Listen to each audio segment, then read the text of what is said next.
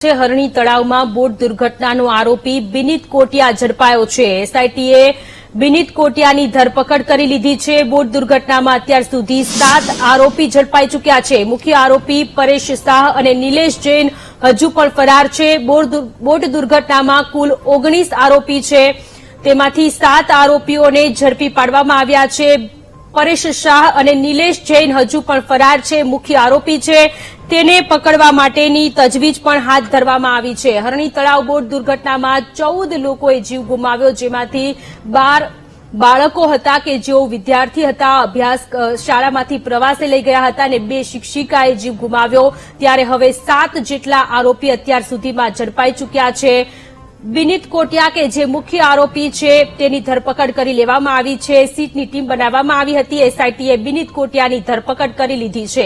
આ આખી દુર્ઘટનામાં 19 જેટલા આરોપીઓની સામે ફરિયાદ દાખલ કરવામાં આવી છે। 7 જેટલા આરોપી ઝડપાઈ ચૂક્યા છે। હજુ પણ મુખ્ય આરોપી પરેશ શાહ અને નિલેશ જૈન હજુ પણ ફરાર છે। 7 આરોપીઓ ઝડપાઈ ચૂકેલા છે। સંવાદદાતા માનુ ચાવડા ફોનલાઈન પર જોડાયેલા છે। માનુ, 14 લોકોએ જીવ ગુમાવ્યો હરણી તળાવમાં બોટ દુર્ઘટના થઈ, ત્યારબાદ હવે મુખ્ય આરોપી બિનિત કોટિયા ઝડપાયો છે। હજુ પણ કેટલાક આરોપી ફરાર છે, તેને પકડવા માટેની તજવીજ પણ એસઆઈટી દ્વારા શરૂ કરવામાં આવી છે। સોનલ, હરણી બોટકાંડમાં કોટિયા પ્રોજેક્ટના ડાયરેક્ટર બિનિત કોટિયાની એસઆઈટીએ ધરપકડ કરી છે। અત્યાર સુધીમાં કુલ 7 આરોપીઓને પકડવામાં આવ્યા છે। આખા મામલાની અંદર 19 લોકોને આરોપી બનાવવામાં આવ્યા છે। મુખ્ય આરોપી પરેશ શાહ અને નિલેશ જૈન હજુ ફરાર છે। જો કે જે આ કોટિયા કંપનીનો ડાયરેક્ટર જે છે એ બિનિત કોટિયાની ધરપકડ કરવામાં આવી છે। એસઆઈટીના અધિકારીઓ છે એમને ધરપકડ કરી અને વડોદરા લાવવામાં આવ્યો છે। હરણી બોટકાંડમાં મુખ્ય આરોપી તરીકે બિનિત કોટિયાનું નામ છે ને એની ધરપકડ કરવામાં આવી છે।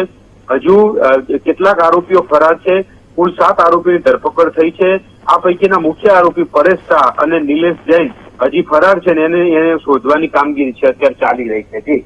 જી માનું, આભાર તમામ વિગતો માટે।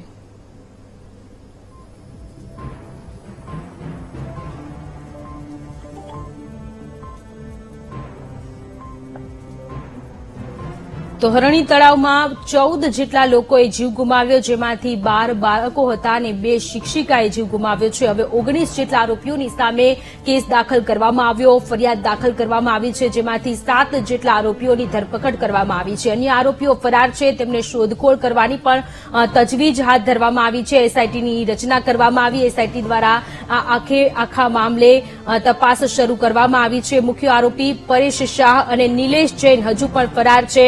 આ લોકોને શોધી અને જેલના હવાલે કરવા માટેની તજવીજ પણ હાથ ધરવામાં આવી છે। આપને જણાવી દઈએ, એસઆઈટીએ બિનિત કોટિયાની ધરપકડ કરી છે। મુખ્ય આરોપી છે બોટ દુર્ઘટનાનો, જેમાં 14 લોકોએ જીવ ગુમાવ્યા અને એસઆઈટી દ્વારા 7 જેટલા આરોપીઓને ઝડપી પાડવામાં આવી છે। દર્દનાક એ દિવસ હતો, હૃદય હચમચી જાય તે પ્રકારની ઘટના વડોદરાના હરણી તળાવમાં થઈ હતી। બોટ ડૂબી હતી।